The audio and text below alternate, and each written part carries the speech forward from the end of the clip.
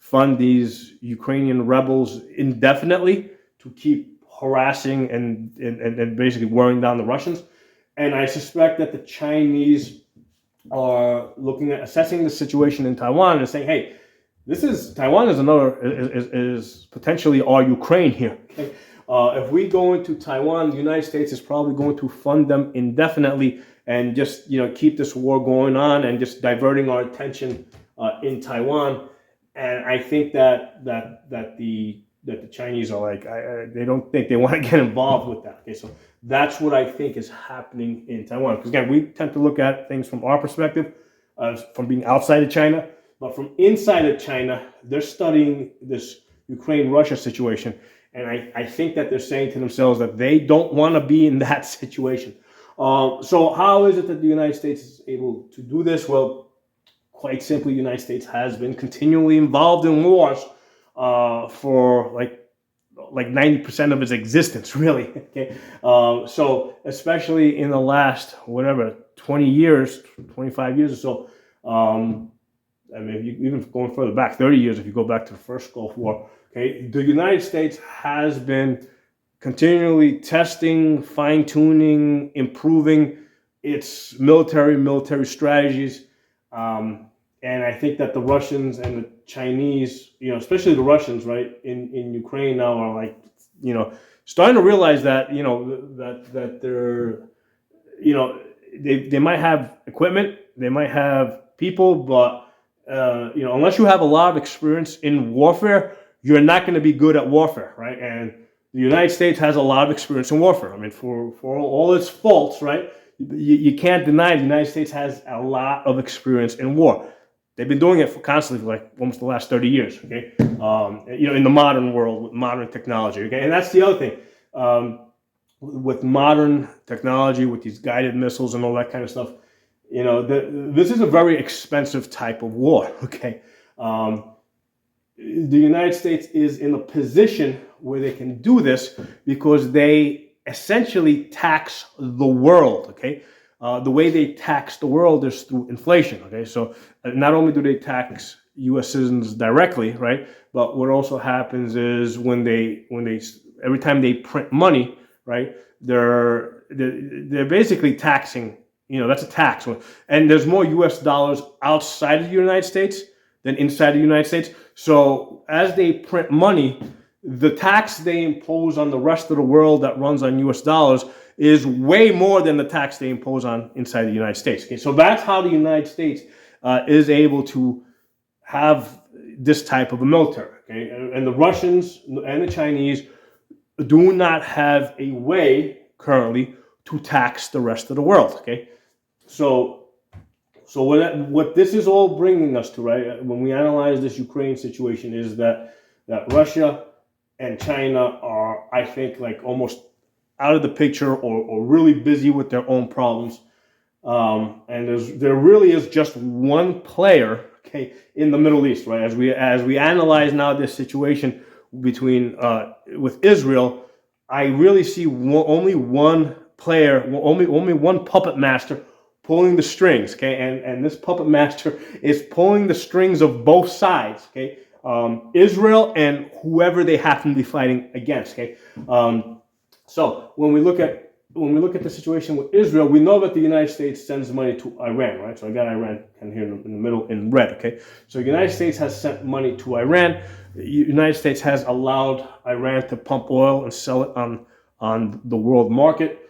Making more, so again, in addition to getting money from the United States to buy guns and stuff like that and make missiles, they're also generating their own income and building those missiles, which they are then using to supply Hamas, Hezbollah, and the Houthis now in Yemen. Okay, so the United States is funding Iran indirectly or directly. Okay, the United States is funding Israel directly, okay? Why would they be doing that? Well, think about this for a second, okay? If Iran and Israel made peace, right? Would there even be a need for the United States to be in the Middle East? No, they wouldn't. They could just tell the United States to leave. Okay, so as long as there is a conflict in the Middle East, they need the United States. So that is the reason why the United States is funding both, Israel and Iran, and anybody else that's willing to fight. Okay, now the people that are doing the fighting, like, they don't recognize what's going on the other side. They just know that they're getting money, and they're happy to get money. And if we're getting money to fight, we're going to fight. Okay. So that's what I think is going on now. The situation with Iran here, okay, it's kind of like, I think if you go way back, originally the United States was funding Gaddafi, right, in Libya, and at some point he just became annoying enough that they basically decided to go to war with him, right, or attack him or whatever, right, or kill him. Okay. Then they went to Saddam Hussein. Okay, they were funding him. At some point, he became annoying enough that they decided to whack him as well, right? So the United States is kind of like working like a mafia here, right? They'll use you until if you look like you kind of get out of line, or starting to get a little bit too powerful, or compete with the bosses, they knock you off. Okay. So the question is now, at what point does Iran become become a pain in the ass for them, or big enough pain in the ass that they want to knock it off. Okay.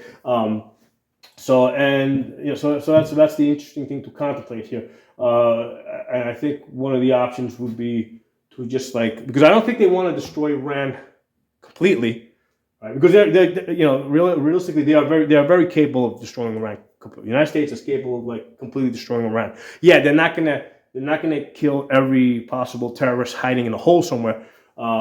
But as far as because remember, Iran has factories where it creates weapons. Those can be easily knocked out, right? Because those are fixed. The large missiles, the tanks, these things that operate out in the open. So they can. And what I think that they would do is they wouldn't even destroy it all. Destroy half of it to give them an incentive to kind of protect the other half, right? Because if you destroy everything now. Again, they don't need you. Now they no longer need the United States in the Middle East. But if you only destroy, let's say, half of Iran and leave the other half of Iran intact, so it's still a threat to Egypt and Saudi Arabia, right? Because that's a big, because Egypt and Saudi Arabia are allies of the United States. So you got Egypt, Saudi Arabia, Israel, all allies of the United States. And the reason why these three are allied to the United States is because they have this common enemy of Iran that the United States basically funds. Okay, so the United States funds Iran in order to keep Egypt, Saudi Arabia, and Israel dependent on them. Okay, and then Iran not wanting to be.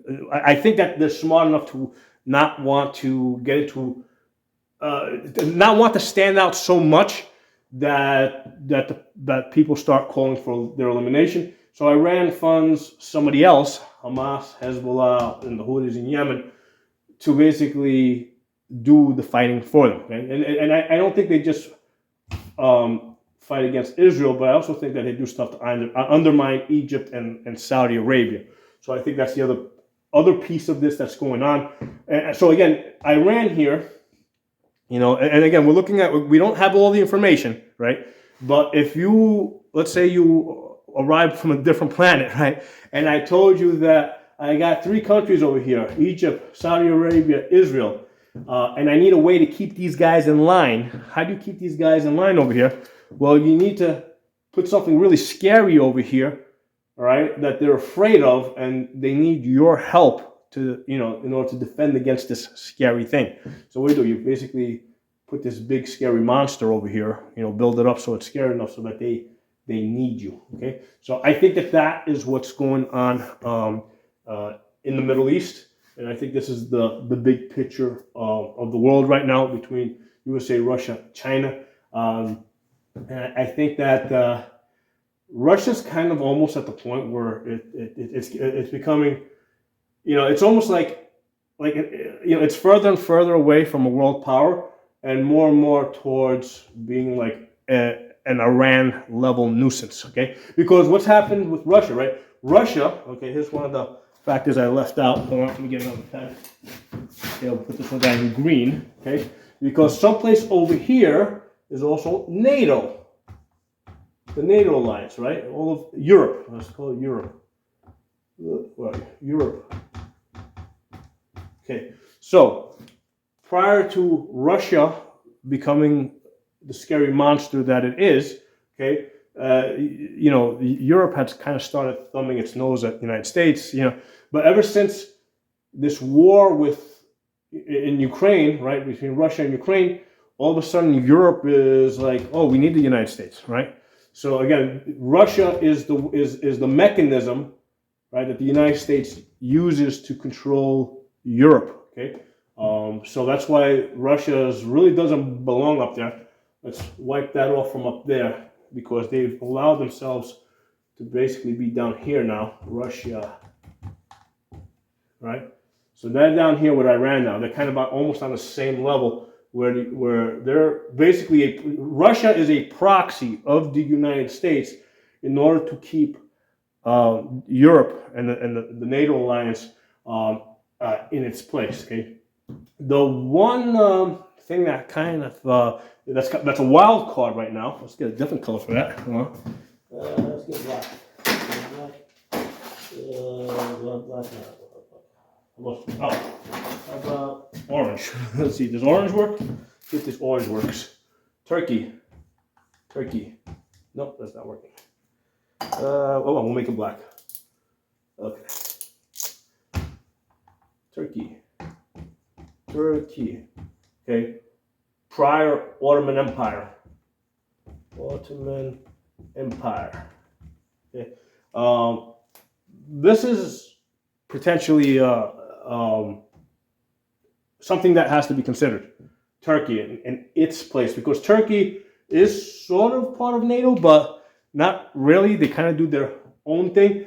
And again, Turkey, the Ottoman Empire, once having been a world power, very much would like to become a world power again. Okay, so Turkey wants to come up here to this position up there, and they're looking at this situation now in the Middle East and trying to figure out what can they do to kind of bring themselves up to being a world power. And I don't know what that is. Like right now, they're making, they're basically, well, for sure they're supporting these three groups here, right? So Iran supporting Hamas, Hezbollah, the Houthis, and I'm sure Turkey is also supporting them. Again, and Turkey's goal here is to get up here and become a world power again. So this is the one that, that I would like keep an eye on, Turkey, and what they're doing. Now, interesting enough, a lot of people say that, how did Israel become formed, all right? Because a lot of people say it's stolen land and all that stuff. Well, during World War I, World War II, the Arab nations were basically allies of the Germans, okay? So basically being allies of the Arab nations being allies of the Germans, when the Germans lost the war, well, the Arab nations also lost. Okay, so ultimately, that's how I see the creation of Israel. It's basically this land over here was taken during World War II away from the Arabs, who supported the losing side. Okay, so so that's my answer to how and why Israel came to be in the last century. Right? Because a lot of times people will go back to, well, they'll go back to 1200 BC. That's probably not that relevant. Okay, but I think that the relevant answer to how and why Israel is there and is because basically the Arab nations supported the Germans, and that was the penalty that they paid. That the United States basically imposed on the penalty that the United States imposed on the Arab nations for supporting the Germans. Okay, so that's how Israel came to be. Real quick note, just applying the same theory to World War I, World War II.